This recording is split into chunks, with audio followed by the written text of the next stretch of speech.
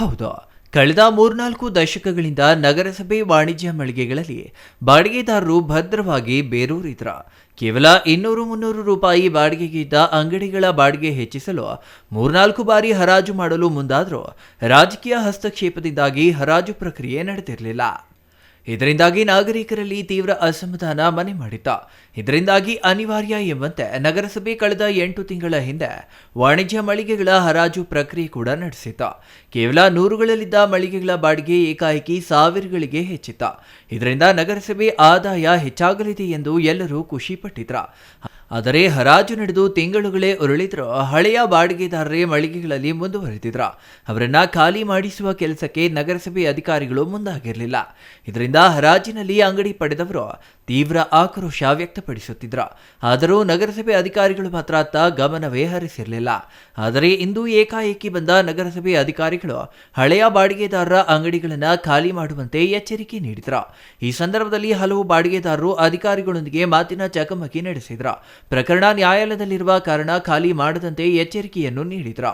ಆದರೆ ತಡೆಯಾಜ್ಞೆ ಇದ್ದರೆ ಮಾತ್ರ ಖಾಲಿ ಮಾಡಿಸಲು ಬರಲ್ಲ, ನೀವು ಕೋರ್ಟಿಗೆ ಹೋದ ಮಾತ್ರಕ್ಕೆ ಖಾಲಿ ಮಾಡಿಸದೆ ಬಿಡಲು ಸಾಧ್ಯವಿಲ್ಲ ಎಂದ ನಗರಸಭೆ ಅಧಿಕಾರಿಗಳು ಸಂಜೆಯ ಒಳಗೆ ಅಂಗಡಿಗಳನ್ನು ಖಾಲಿ ಮಾಡಬೇಕು, ಇಲ್ಲವಾದರೆ ನಾವೇ ಬಲವಂತವಾಗಿ ಅಂಗಡಿ ಮಳಿಗೆಗಳಿಗೆ ಬೀಗ ಜಡಿಯುವುದಾಗಿ ಎಚ್ಚರಿಕೆ ನೀಡಿದ್ರು. ಚಿಕ್ಕಬಳ್ಳಾಪುರದ ಸಂತೆ ಮಾರುಕಟ್ಟೆಯಲ್ಲಿರುವ ಅಂಗಡಿ ಮಳಿಗೆಗಳ ರಗಳೆ ಹರಾಜು ಮಾಡುವ ಮೂಲಕ ಪೂರ್ಣಗೊಂಡಿತು ಎಂದು ಭಾವಿಸಲಾಗಿತ್ತು. ಆದರೆ ಅದು ಇನ್ನೂ ಇಷ್ಟು ಸುಲಭವಾಗಿ ಮುಗಿಯುವ ಲಕ್ಷಣಗಳು ಕಾಣ್ತಿಲ್ಲ.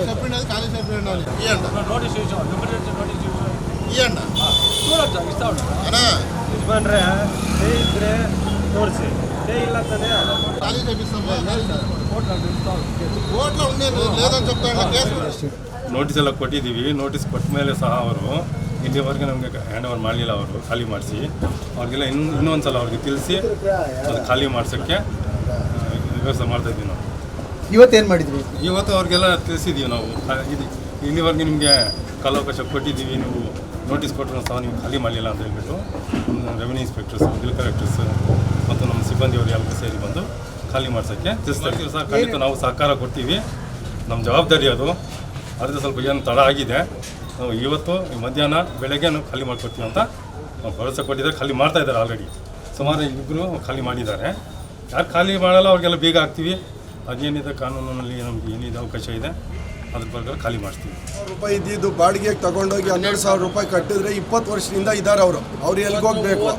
ಏಕದಮ್ ಬಂದು ಏನೋ ಮಾಡಬೇಕು, 500,000 ಜಾಸ್ತಿ ಬರೀಬೇಕು ಅಂಥದ್ದು ಹೋಗಿ 12,000 ರೂಪಾಯಿ ಅಂದರೆ ಎಲ್ಲಿಂದ ಮಾಡ್ತಾರೆ ಸರ್? ಎಲ್ಲ ಗೋಡನ್ಗಳಿಲ್ಲೇ ವ್ಯಾಪಾರ ಆಗಲ್ಲ, ಏನಿಲ್ಲ. ತಗೊಂಡು ಬಂದು ಅವ್ರು ಬಂದಂಗೆ ಕೂತ್ಬಿಟ್ಟಿದ್ದಾರೆ. ಬರ್ದಿರೋದು 12,000 ರೂಪಾಯಿ ಅಂದರೆ ಎಲ್ಲಿಂದ ಕಟ್ತಾರೆ ಸರ್ ಅವರು?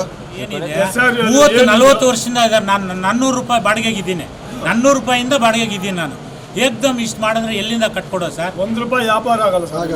ಇಲ್ಲಿ ನೋಡಿ, ಒಂದು ಫೋಟೋ ತಗೊಳ್ಳಿ, ಇಲ್ಲೆಲ್ಲ ಎಷ್ಟಿದೆ, ಎಷ್ಟು ಗಲೀಜಿದೆ, ಏನು ಅಂತ. ಸೌಕರ್ಯ ಎಲ್ಲ ಏನಿಲ್ಲ. News bureau, CTV news, Chikkaballapur.